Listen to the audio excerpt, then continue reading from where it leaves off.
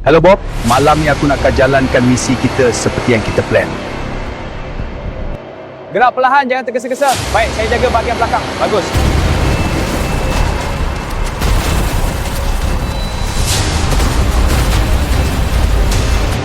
Aku nak jumpa Andy. Kau panggil dia keluar sekarang!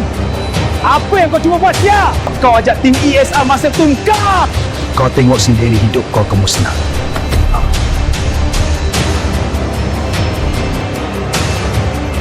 Bangsat Andy! Sebab itulah aku benci bila setiap kali aku tengok muka kau! Bangsat! Apa tu? Kemarin besar! Apa tu? Kemarin tak sah!